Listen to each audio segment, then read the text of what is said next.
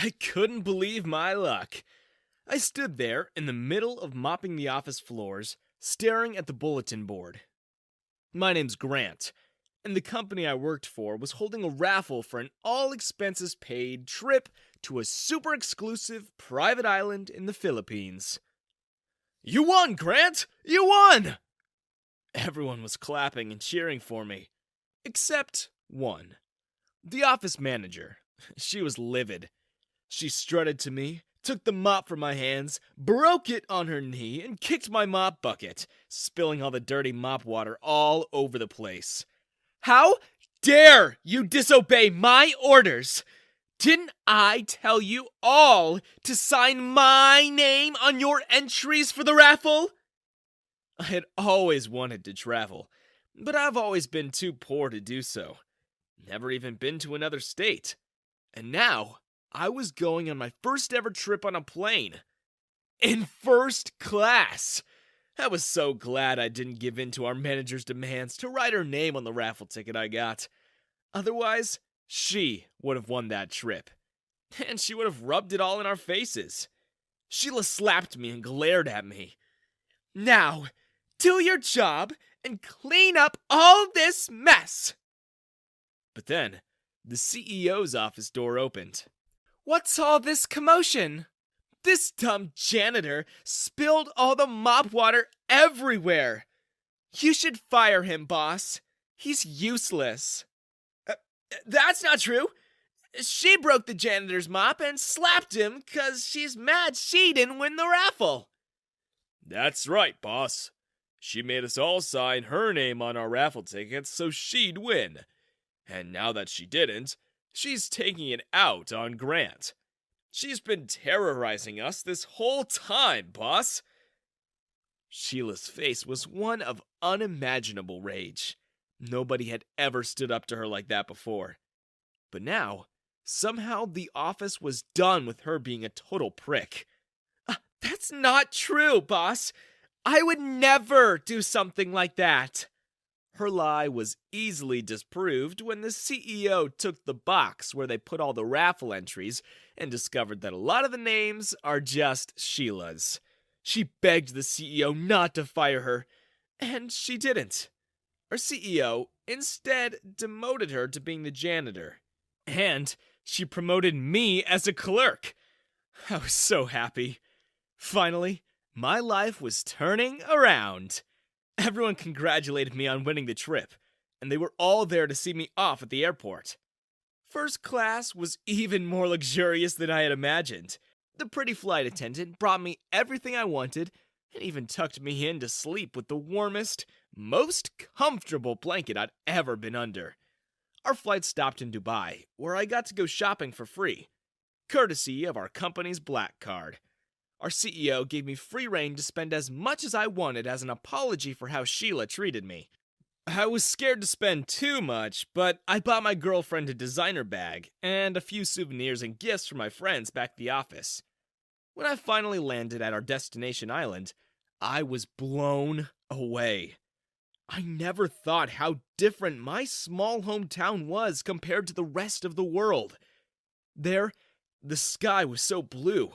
And the water was all different shades of blue and turquoise. It was clearer and cleaner than the tap water I get at home. I got to go on tours and saw turtles and whale sharks and a million different colors of corals and fish. The hotel I was staying at treated me like royalty. I stayed at a suite that was right on the beach. And every morning, I would have breakfast on the sand while employees of the exclusive hotel fanned me with palm leaves and served me in every way. Then, one day, I saw a yacht dock near my beach villa. I was so surprised at the people who came out of the 100-foot super yacht. There were 15 of them, all A-list celebrities, models, and billionaire businessmen. Leading them was Brad Pitt, Angelina Jolie, and their family. This happened before they broke up, so they were still all together. One of their friends was a supermodel I recognized.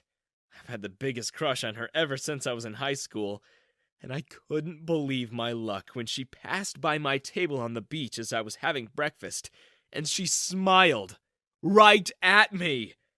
I couldn't help but blush. My waitress leaned in and told me that those guys often ate at the hotel because Brad had a private island close by. Oh, what I wouldn't have given to see that. Although I was pretty shy, so I never even managed to approach them, even for a selfie. Little did I know, that very night, my wishes would come true. For when I got back to my villa after a scuba diving tour, I saw a girl crying in my bed. Who are you? Are you supposed to be here? Oh, I'm sorry. I was looking for refuge, and I snuck into the nearest room I could find. I'm so sorry. You left your door open, so... Oh my god. You're... Adriana! She was crying, and her face was all red, but I would recognize her face anywhere. Why... Yes. How did you know? Everyone knows your name where I come from. Are you kidding? That made her smile. Turned out, even A-list supermodels like her are just like us. They're just people with their own sets of problems and insecurities. Adriana was crying because her father was forcing her to marry one of the businessmen in Brad's party, and she didn't like him at all. She was prepared to do anything it took to not be around him. But her father said he would have her tied up and delivered to Roland if she didn't marry him willingly.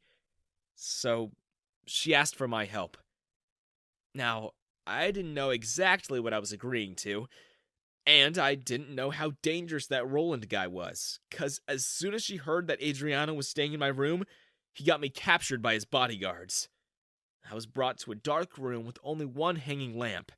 He sat me down and gave me two choices. Leave Adriana alone.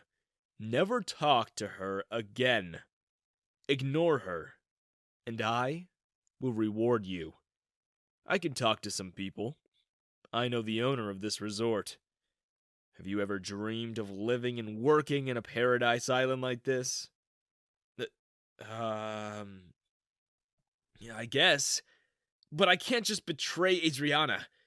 We've become friends over the last few days. Friends? Oh, please. Adriana would never even talk to a bottom feeder like you. She's just using you. I heard you were a janitor back home. Wouldn't you want to be rich? I can talk to the owner of this resort. I can make you this resort's manager. Walter, give him the bag. The bodyguard slammed a duffel bag on the table.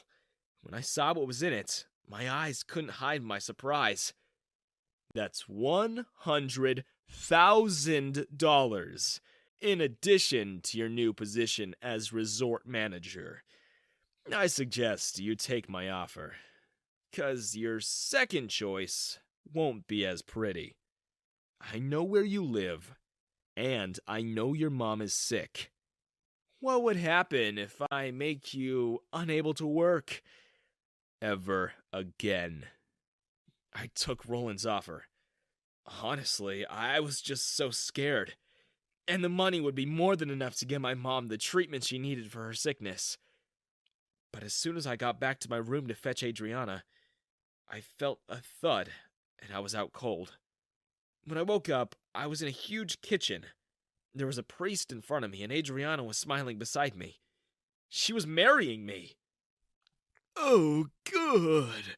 He's awake. Now let's continue. Grant, do you take Adriana to be your wife? My mind raced. I would love nothing else in the world but my mom. The money. Roland's threats. No, I can't. I'm sorry. Roland, Adriana began to cry, and then she ran away. The next day, Roland had already made me into the hotel manager. Roland even called my boss back home to tell her of my new job. and all my coworkers were so happy for me. I didn't know how hard a job it was going to be. I worked day in and day out, 17 hours a day. I was so exhausted all the time that one day I just passed out. But when I woke up, I wasn't in my office. I woke up in a beach villa 10 times more luxurious than the resort. And Adriana was in a corner, sipping tea. I know he got to you. What is it? Did he bribe you? Threaten you? I thought you said you'd help me. He did both. I'm sorry. Where are we? I looked out the window and saw the resort was nowhere to be found. I was in a completely different island. I had to take you away, out of Roland's grasps. What offer did he make you? I told her my situation, my mom's sickness. I'll double what he gave you. And obviously, you should keep the money he gave you. That way, you have 300 grand. I'll send someone to fetch your mom and keep her safe. I have powerful friends too, you know. And if you marry me, Roland will not be able to touch us. That very night, Adriana brought the priest again. And that night, I said yes. We were married on a paradise island in the middle of nowhere under the stars. And it was perfect. But just then, Brad's yacht arrived. The celebrities ran down towards us. They were all worried about Adriana having been missing for many days.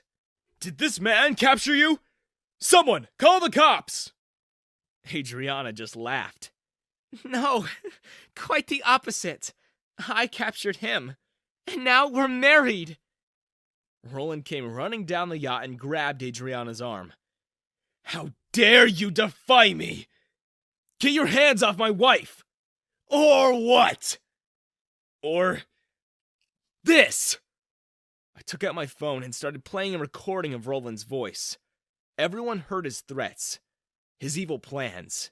What Roland didn't know is that I learned long ago to record everything every time I was in trouble. And when he captured me, I had everything on tape. Now, I had the power to topple his business empire if I wanted. And his friends have heard how trash he really was. Roland whimpered like a scared dog and ran. He was so embarrassed, he ran to one of the lifeboats and started paddling out of there with his bodyguards. The celebrities, Adriana and I, partied all night on that paradise island to celebrate our wedding. Who would have thought a janitor like me would end up married to a supermodel and having celebrity friends?